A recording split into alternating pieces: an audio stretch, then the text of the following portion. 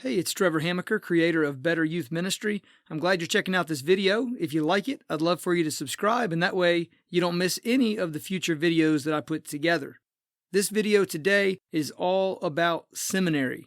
Specifically, is seminary worth it for a youth pastor? Let's talk about it.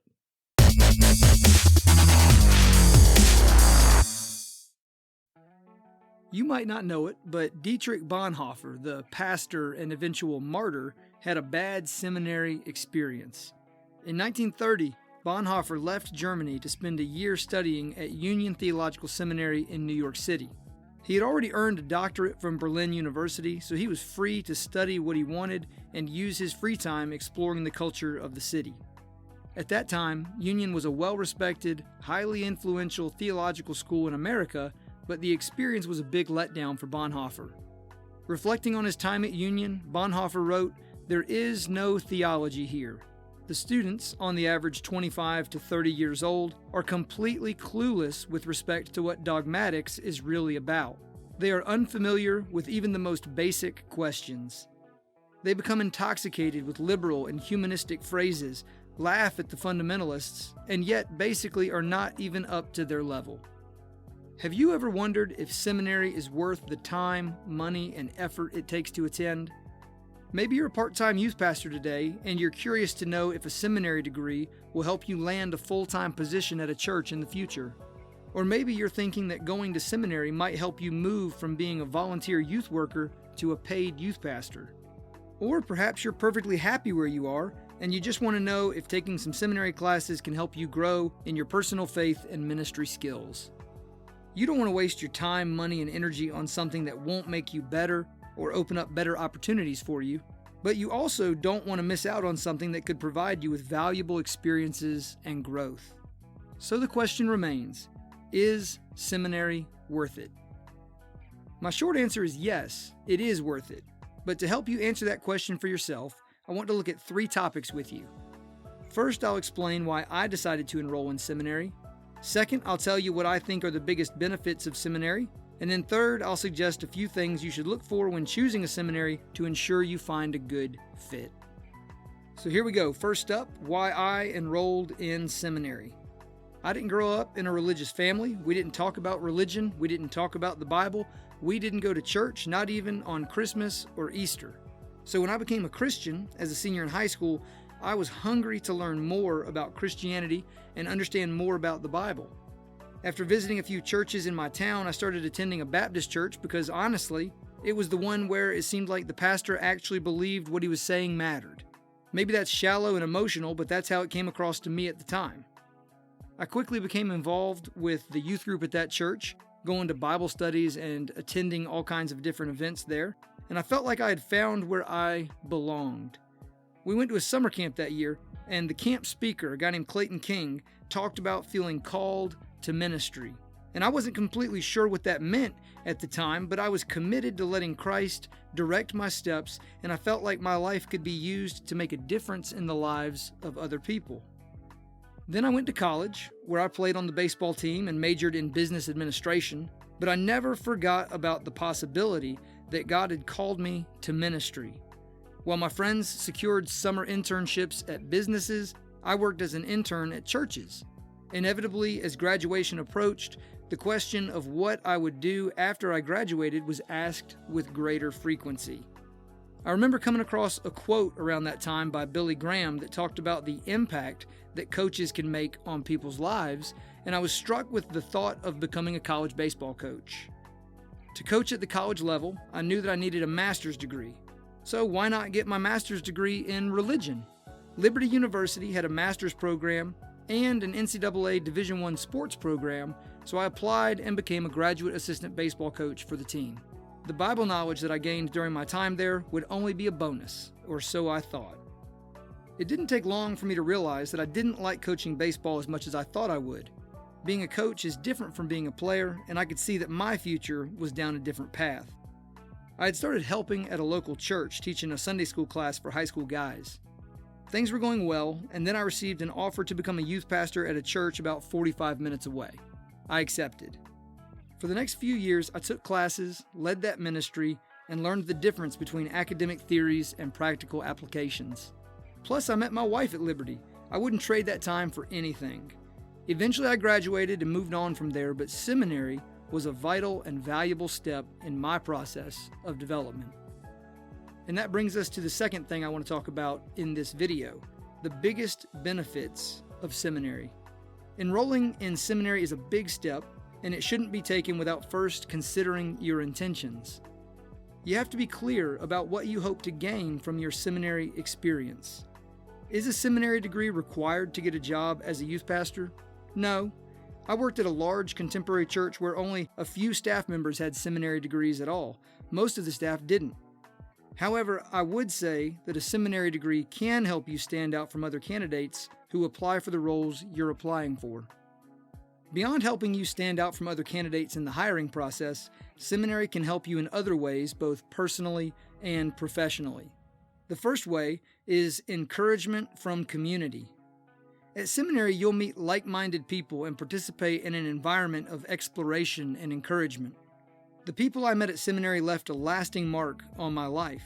From friends to faculty members, conversations ranged from interpreting the Bible to leading change in a church.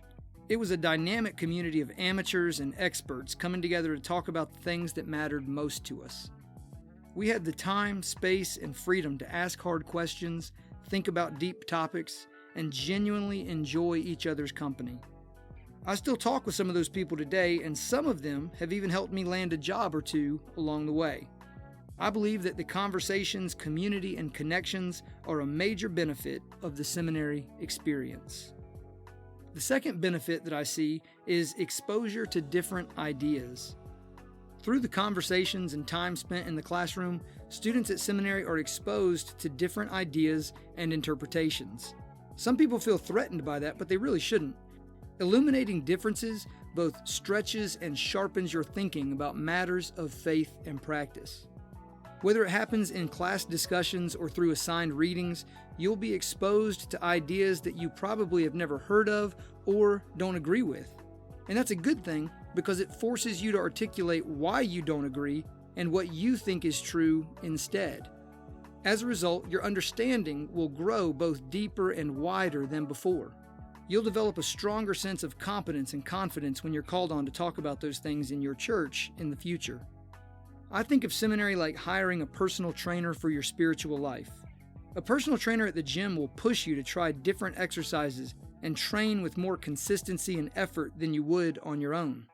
In the same way, at seminary, you'll be required to read, write, and think more than you would if you weren't enrolled. You'll have some late nights and some tight deadlines, but in the end, you'll be better for having done it. The third benefit is experience with different opportunities. Sometimes your practical ministry classes will ask you to do things that you haven't done before. An evangelism class might ask you to share the gospel with someone. A preaching class will likely require you to write and deliver a sermon. In a worship class, you might be asked to join a choir. A class on small groups might ask you to listen to a sermon and try to come up with good discussion questions that a group could use. A class on spiritual formation might ask you to participate in a silent retreat. In a pastoral care class, you might be asked to visit a senior living home or a hospital. In all of these ways, you will likely be asked to do things that might be unfamiliar or even uncomfortable for you, and that's a good thing. We're often limited by what we don't know about or haven't experienced personally. There might be something that you really love to do that you don't even know about yet because you haven't tried it. By requiring you to be involved in different aspects of ministry, seminary will push against the limitations of your current experiences and expand your thinking about what's possible for your future. And that brings us to the third part of this video, what to look for in a seminary. If you think you could benefit from having encouragement from community, exposure to different ideas, and experience with different opportunities, then you are ready to research which seminary is right for you. There are many options available to you, so you really need to consider a few things in order to narrow your search. The first thing to consider is what do they offer? Seminaries offer different programs of study. If you want a degree in youth ministry, then you'll need to find out which schools offer that. If you're more interested in theology, then you might want to look at a school that offers an MA in theology. Thinking about a school's programs will help focus your efforts. Next, you want to ask, is the school accredited? Accreditation is a form of quality control for educational institutions. Some schools aren't accredited, or they have an accreditation that isn't recognized by other institutions. And that doesn't mean those schools are bad. It just means that a degree from an unaccredited or under-accredited school might not open very many doors for you. So if I were you, I would look for a school that has received accreditation from the ATS, the Association of Theological Schools. The next question to consider is, how long will it take? This is a practical question that requires you to consider your stage of life and how much time and money you can reasonably give towards your education in the next few years. A Master of Divinity degree typically requires at least 90 hours of coursework, while a Master of Arts in Religion requires significantly less than that. Either way, whichever program you choose, whichever path you take, you do want to think about how long it's going to take. And then the fourth question to think about is, will you fit? Now, this is an important question to consider. If you're a staunch conservative, you probably want to avoid certain schools that lean in a more progressive direction. And likewise, if you're an opinionated progressive, you might not have the best experience at a more conservative school. It's true that we all benefit from good, healthy dialogue, but I'm not sure you'll find what you're looking for in a place that stands at a polar opposite position from your own. However, if you fall somewhere between those two poles and you're prepared to be challenged and enlightened by a little give and take in either direction, then you'll have an easier time fitting in at most schools. At seminary, your goal should be to learn and grow from the experience, not to change your professors' minds. So choose a school that allows you to accomplish that goal. As for me, I've completed programs of study at 3 very different schools: Liberty University, Princeton Theological Seminary, and McAfee School of Theology. At each of those schools, I was taught some things that I agree with and other things that I disagree with. In each of those programs, I met students who were open-minded and kind, as well as others who were closed-minded and rude. I'm convinced that your experience in most places will be what you make of it, even if you don't agree with everything that's said or done. So, it's your move. Is seminary worth it? I think it is, but each person has to decide that for themselves. I first went to seminary because I didn't grow up going to church, and I sensed a real lack of knowledge about the Bible.